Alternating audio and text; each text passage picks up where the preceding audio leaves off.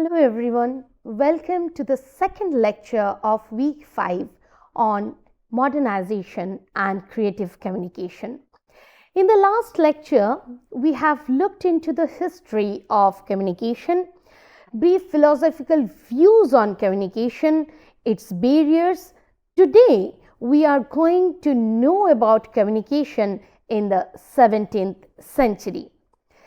The angelology of Augustine and Aquinas indeed laid the groundwork for a shared understanding of the nature and hierarchy of angels within the Christian theology.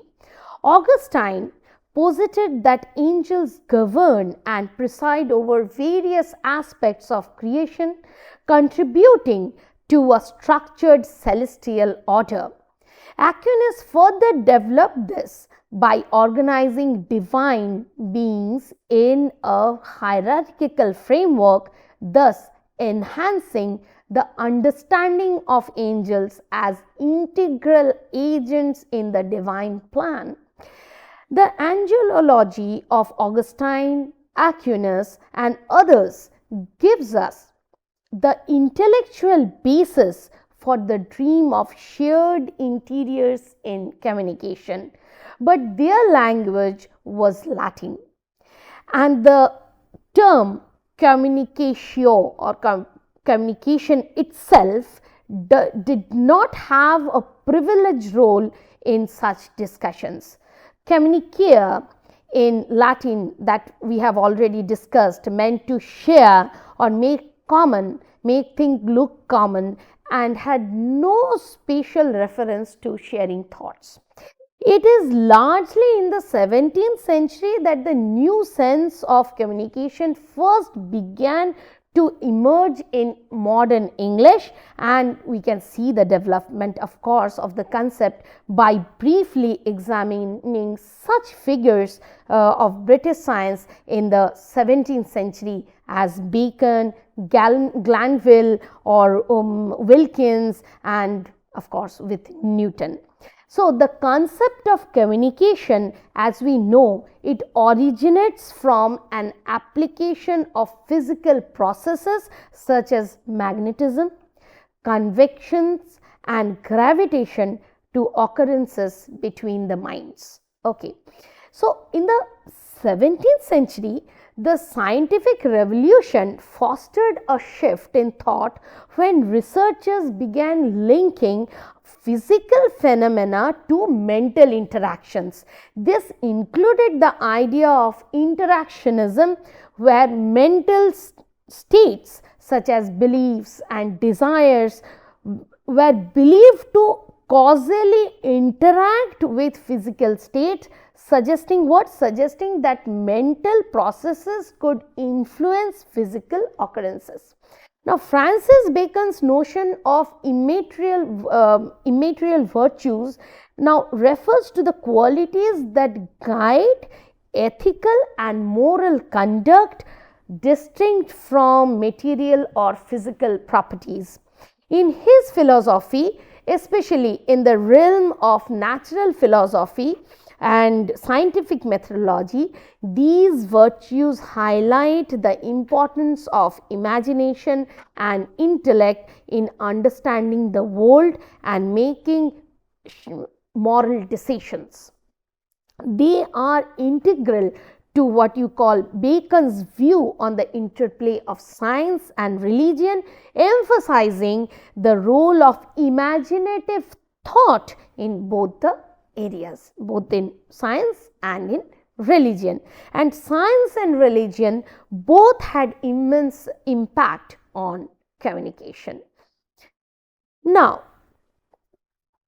since the 17th century, or from the 17th century, the term was consistently used to refer to what the scholastic called action in distance. Action at a distance, which means, since at least the scholastics, action at a distance has been a problem in natural philosophy. Here a question comes: how can one body influence another without palpably touching it? Communication as action at a distance, also known as actio in distans, refers to the idea in physics that one object's motion can be influenced by another object without any physical contact between them. Right?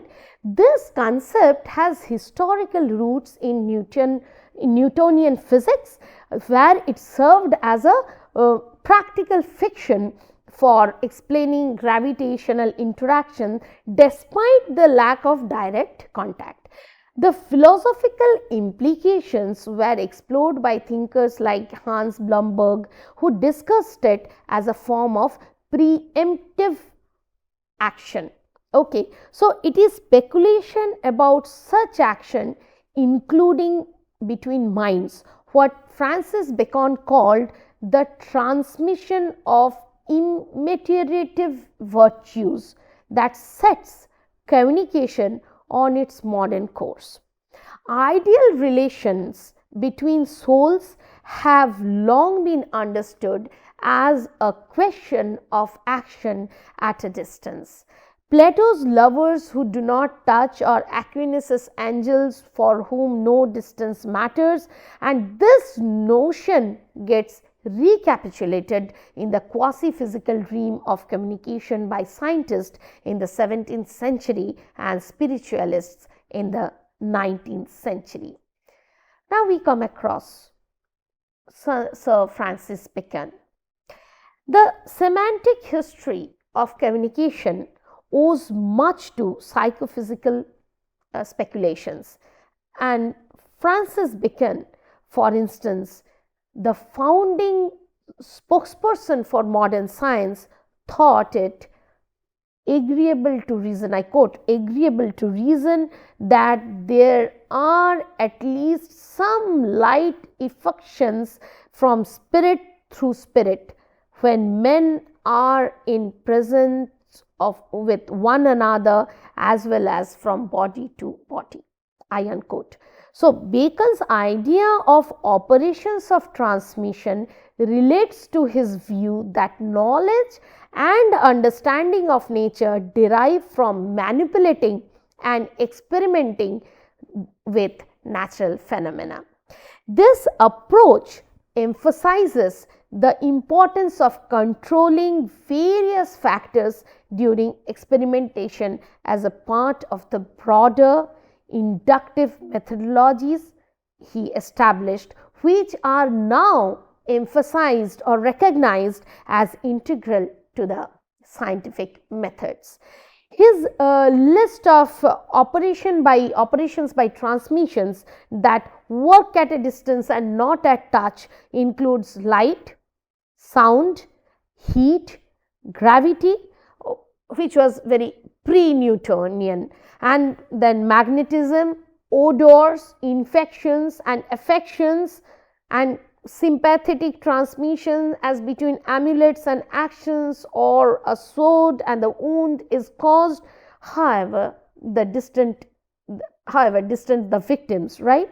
This uneasy mix of later thinkers does not respect the interdependent separation of nature and society in what Bruno Latour calls modern constitution. Bacon's inclusion of psychological phenomena among remote processes, not unlike the approach of his later heirs in physical research, is echoed by his disciple Sir John Glanville, who used the phenomena of sympathetic vibration in acoustics to explain how one mind may bind or secretly control another. Right? So, imagination consisted of cerebral emotions that agitated the ether and propagated through this liquid medium to other minds. Just as plucking a lute string causeth a proportionable motion in the sympathizing consort which is distant from it and not sensibly touched. Such vibration at a distance also explained how Angels inject thoughts in our minds and know our cogitations, right? Now, imaginative empathy or acoustic actions, the notion of sympathy has inhabited moral and physical universe since Pythagoras. Here, with the fusion of metal and material possession processes occurring through a subtle ether, Glanville articulates the framework within which communication would be thought about for well over 2 centuries. Angelic alacrity also inspired a striking 17th century anticipation of telecommunication. Now, Bishop John Wilkins, like Glanville, both a Baconian and a founder of the Royal Society, wrote a book in 1641 called Mercury, or The Secret and Swift Messenger, showing how a man may with privacy and speed communicate his thoughts to a friend at a distance, whose title expresses what? Expresses the enduring ambitions of privacy and speed in long distance communication. Angels, he argues, like Aquinas, discourse per insinuationem specierum, which means by an unveiling of their own natures in the knowledge of such particulars as they would discover to one another. Humans, often organical bodies, however, cannot communicate their thoughts in so easy and immediate ways, and therefore they have the need for some corporeal instruments, both for the receiving and conveying of knowledge. Our instruments, like we have the ear, eye, tongue and feet, are tortoise-like compared with those of the angels, whose speed matches that of the premium mobile, the outermost sphere of the Ptolemaic universe. Our bodies then are multiply handicapped, right? So Wilkins' proposed compensation for our handicaps was a binary coding on the alphabet is visible or audible media such as trumpets, bells, cannons, drums, flame or smoke. So, unlike the 19th century, Wilkins had no idea of physical means such as the telegraph or to send signals themselves. He relied on the eyes and ears, these being the only senses that are of quick perception when their objects are remote. The distances Wilkins could cover are limited by the acuity of the eyes and ears and the curvature of the earth. He did not yet know the quicksilver status of the electrical signal.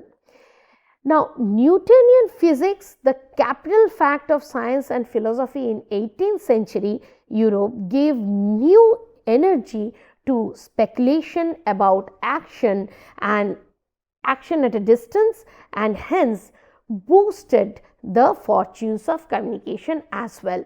Newton's description in his work, 1867 work, Principia of Universal Gravitation and its operation, was first and foremost an account of action at a distance.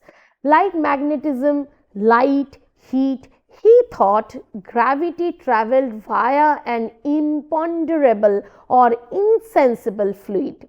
The word Newton used for this fluid in both his English and Latin writings was medium.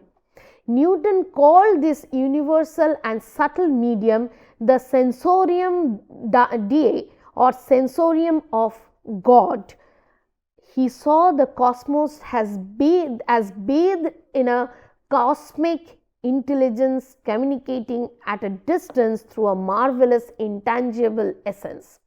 This force or intelligence prevented us from flying off into space and kept the moon in orbit and the tides ebbing and flowing.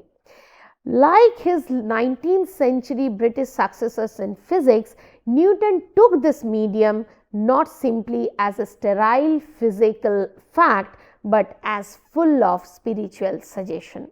So, in Newton, communication and medium have much of their modern senses without their modern spheres of use. One means the transmission of immaterial forces or entities at a distance, and the other the mechanism of vehicle of such transmission.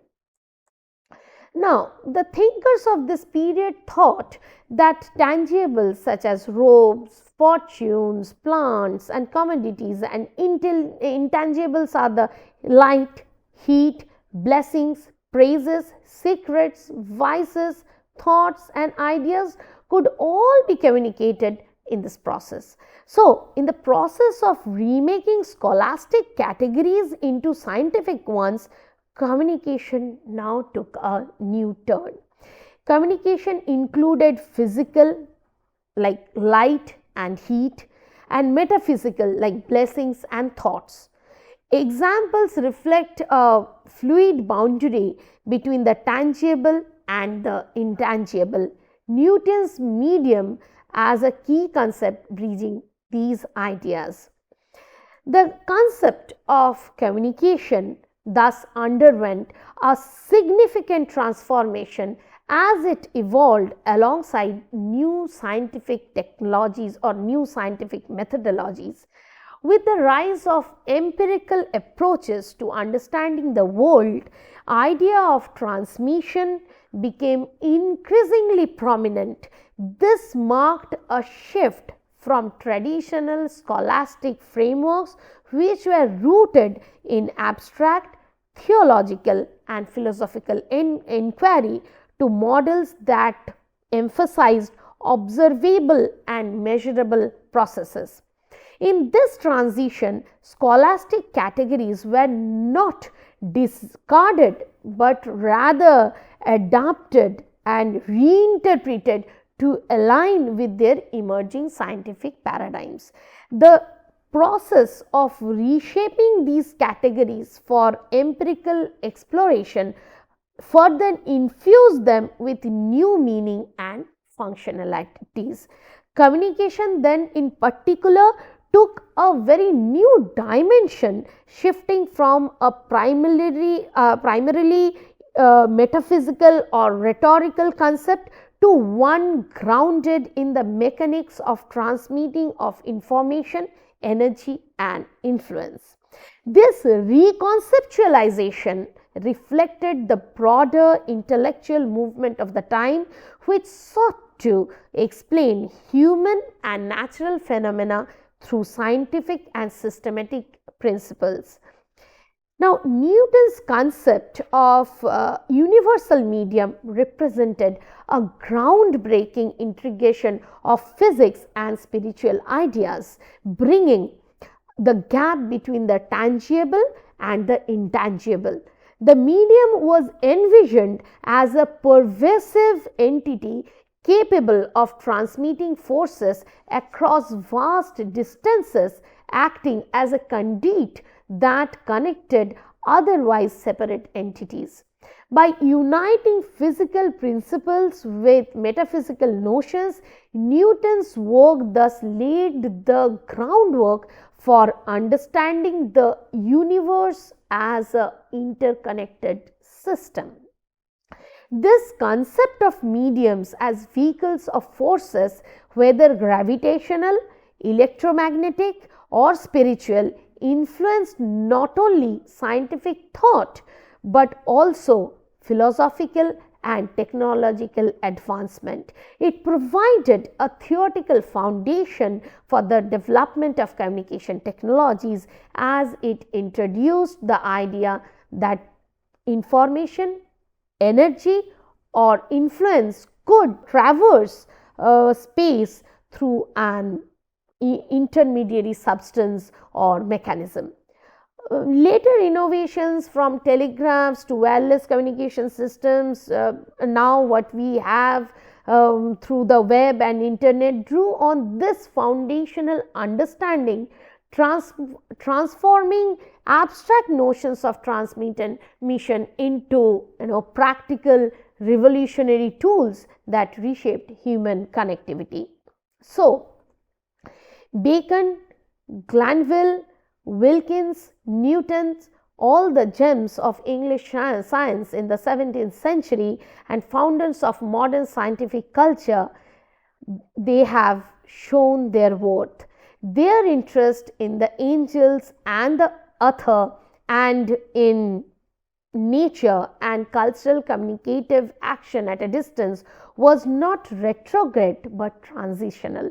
These examples show that communication mainly referred to physical process of transmission and metaphysical process of consubstantiation, the boundary between subject and object being quite ragged.